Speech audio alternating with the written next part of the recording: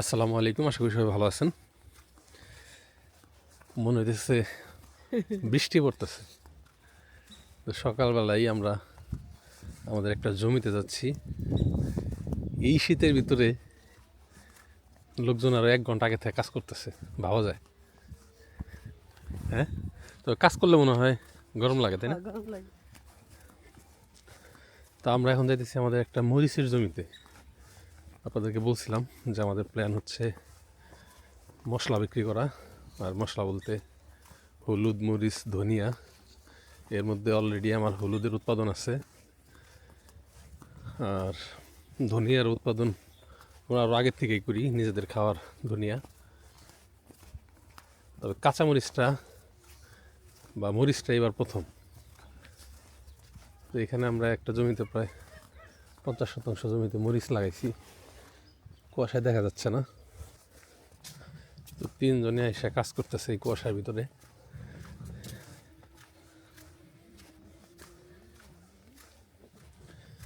তবে আজকে কুয়াশার ভাব ভালো আছে, মানে রোদ ওঠার চান্সেস আছে। এনে কি গাজর বুনছো নাকি? কি এগুলা? কালিজিরা বুনছো? মাশাআল্লাহ, এগুলা কালিজিরা গাছ? পুরা গাজর গাছের মতো। এই পুরোটাই কালিজিরা নাকি? করছো কি তুমি? এখানে এর আগে একবার যে ধনিয়া লাগাইছিলাম, কো মরিচ আল্লাহ, মরিচে সারা এইরকম ঘন। হ্যাঁ, সারা উঠে বাজারে বেচেক সদল। না সিট মরিছে এরকমই এরকম হলে কি হবো না? এনদে হাঁটতে পারবা না, ভেঙে যাইব। হাঁটা যাবো না, পাগল হয়েছো না তুমি? অন্য খেতে কনে বুনবি? আমার আরো কত কিছু বোনা লাগবো, বিটরুট বোনা লাগবো, ই বোনা লাগবো, বেচেক বাজারে। ওই যে অনেক জন মজবুন ছস না অনেক কত ডিসারান হয়ে যা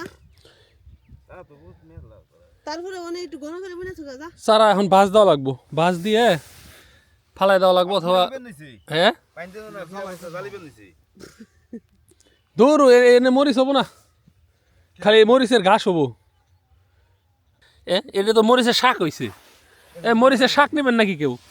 এ দেখছে এই যে মরিচের শাক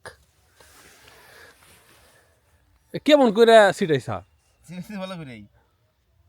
এই বুনো না না, যেমন এই যে এমুরার আছে, এমুরার এমনিতেই এতটুক জায়গা ভরে দেবো গা। হ্যাঁ, হাঁটা জায়গা থাকবো না। এই যে থেকে সারা উঠিয়া উঠিয়া কত দিন হলো ওই যে অনেক জন মজবুন ছিল আমরা অনেক মেলা হইছে গণ জেনে আছে এন থেকে ছোটটা উঠে দেন দেবো। হ্যাঁ, আর এখন তো আর বৃষ্টি মিষ্টি নাই এই সিজনে। মরিচ বোনার একটাই কারণ যে বৃষ্টি বাদলে গাছ নষ্ট করব না, সুন্দর মরিচগুলা পাকবো এবং শুকাইতে পারো। দেশ নিয়ে যে ভিডিও দিছি না, মাইসে কব না যে ভাই আপনারা কি পাগল হয়েছেন না? এই যে অসুস্থ গাছ মাছ যেগুলো আছে, ঠিক আছে,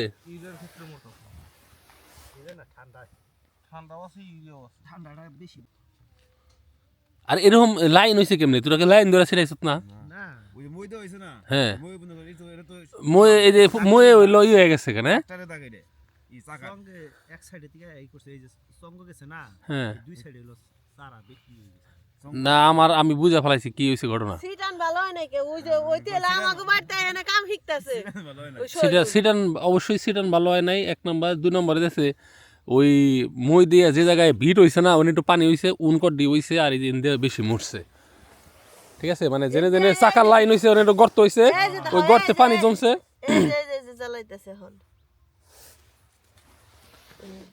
আচ্ছা, চারার কমতি নাই এখানে। সমস্যা হচ্ছে কিছু কিছু ওই যে রোগ হইব, যে পাতা কুকরানি রোগ হবো, ই হবো, সেখানে অনেক চারা নষ্ট হইব। ঠিক আছে, তো তারপরেও আমার মনে হয় যে চারা হয়েছে নষ্ট হইয়াও কমাইতে পারবো না। চারা প্রচুর আছে, এখন এত চারা থাকলে থুবড়া ধরে যাবো পুরা ক্ষেত, কোনো কাজই লাগবো না। মরিচি উঠাবার পারবো না তুমি, এক কথা। ঠিক আছে, এখনই তুমি পরিষ্কার করবা নাকি আর কয়দিন পরে পরিষ্কার করবা? এই নাই কাম করেন না, এই নাই কাম করেন না, বাদ দেন, বুনো না। পাতলা মানে হাওয়া বাতাস খুব গুরুত্বপূর্ণ। ঠিক আছে, ফসলের ভিতরে হাওয়া বাতাস যাওয়াটা খুব জরুরি। ছোটগুলো উঠে দেন, এই যে ওনার কাজ ঠিক আছে, এই ছোটগুলো উঠে দেন।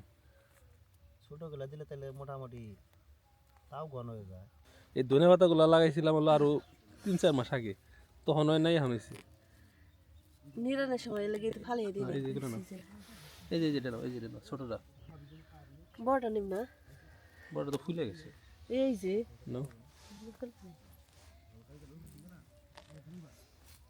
ঠিক আছে। আজকে সকালে না ভর্তা ভাত করবা, বেগুন আছে না, বেগুন পুরা, ধনে পাতার ভর্তা। আলু ভর্তা বানাবনি, আলু উঠিয়ে দুটে তাও হইব। নতুন আলু তো ভর্তা ভালো লাগবে না। নতুন আলু দিতে ভর্তা ভালো লাগে। তো যাই হোক, দোয়া করেন যেন মরিচের বাম্পার ফলন হয় এবং আমার এই জমির মরিচের গুঁড়া আপনাদেরকে দিতে পারি। আর যেটা হচ্ছে কালো জিরা, কালো জিরাও 2-4 জনদের দেওয়া যাবো। কালো জিরা তো আর অত লাগে না খাইতে, ভর্তা টর্তা তরকারিতে। এই যে এখানে হলো আমাদের খাওয়ার মরিচ, তাও বোনা হয়েছিল আরও অনেক আগে। এই যে মাঝখানে মাঝখানে চারা মরে গেছে, এগুলো হাতে লাগানো ছিল। এই যে দেখো, এই যে আবার মরিচ যত ছিঁড়বা তত বলে এই যে ছাদের কাছে যেন আইছে কালো মরিচ।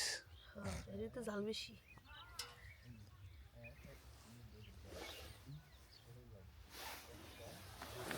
ইন্ডিয়া ফুপ একটু ঘন করে এই বই নেন, এক হাত পর পর, ঠিক আছে।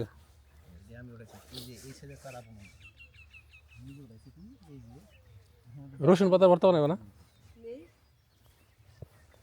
নাও, রসুন পাতা ভর্তা মজা। আর সকালে শুধু ভর্তা ভাজি। পেঁয়াজ উঠামো না আছে? উঠাও কয়টা উঠাও, এখান থেকে আনা, তাহলে ওই ভিতর থেকে উঠাই। ভর্তা লেগে বেশি লাগবে না,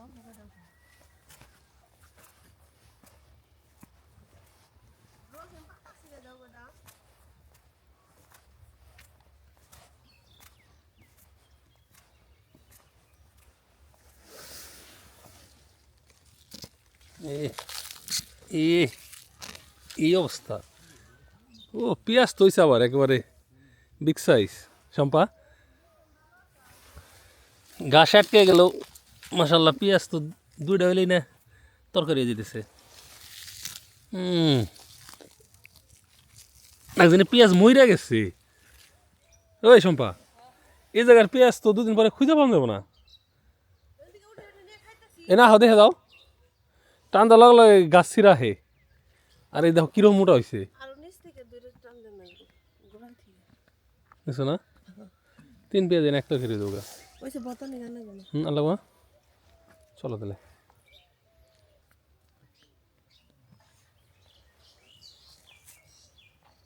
প্রতি গাছ থেকে একটা করে ছিল। এই যেরকম সুস্থতা ছিল ভিতর এই থেকে। ভিতরে ও মাথা তোর মাথা হ্যাঁ, গাছ নষ্ট করে দেবো। এই যে এই যে এই যে এই যে এই যে কিনে দিতা, তাও কাজে লেগে গেছে। বেগুনটি আমরা বুনছিলাম আর অনেক আগে, তো আমাদের টুকটাক খাবার হয়ে যেতেছে। একদম ছোট তাই ছিলাম নাকি যেগুলা। না না, এই যে নে আছে, এই যে হ্যাঁ হ্যাঁ হ্যাঁ, চলবো। ওই যে এই যে একটা, এই যে এই যে এই যে এই যে এই যে ফুল পরে নাই এখনো, সিধা লাইছি। সমস্যা নেই। ওই 4টা-5টা হইলেও আসো। তো আলহামদুলিল্লাহ রান্না শেষ। প্রথমেই বেগুন ভর্তা, বিসমিল্লাহ।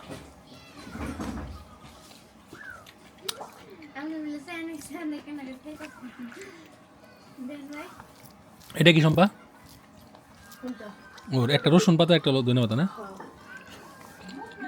হলো ধনে পাতা, এটা হলো রসুন পাতা।